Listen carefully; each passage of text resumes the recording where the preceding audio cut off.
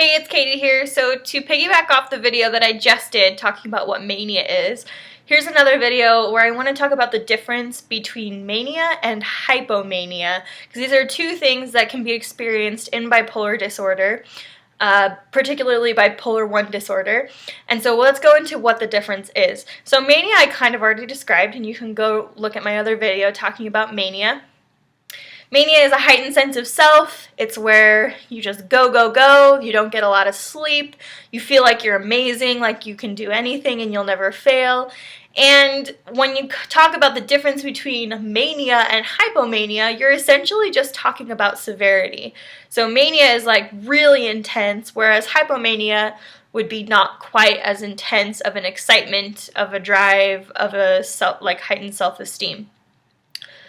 So you're essentially just talking about severity, but here's another difference that I want to kind of put into play here is hypomania, where in hypomania you might just be not getting enough sleep and you did all the laundry and you did all the dishes and you cleaned the house from top to bottom and then you did all your assignments for school and it's just like you did everything in the world for everyone and you called like 5 friends that you've been meaning to call for like 2 years and you just have this whole to-do list that's like completely done. So that can happen in hypomania, which is still that lesser side of mania, but you can get a ton done.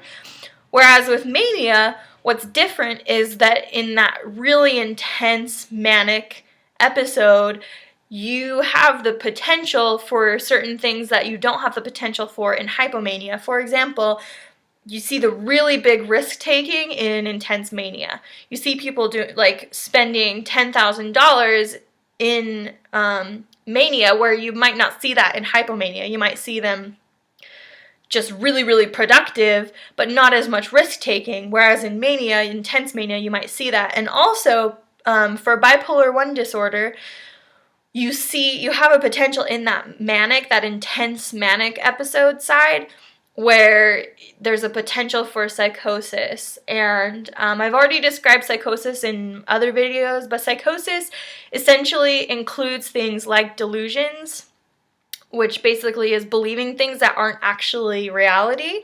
You might believe you're someone that you're not, or you might believe that somebody's out to get you, or you might be really paranoid, have a lot of paranoid intrusive thoughts. Or in psychosis also, you have the potential for auditory and visual hallucinations, which I've never experienced, but I've heard that that's also possible within intense psychosis for bipolar 1 disorder. And it, of course, is possible for schizoaffective and schizophrenia, as you all know. So anyways, that's kind of the breakdown. Hypomania is just less intense mania. Mania, you have the potential for a lot more dangerous things that you might do because you feel like you're unstoppable. That's the difference. Essentially, if you have other additions to this, please comment below, and thank you for watching.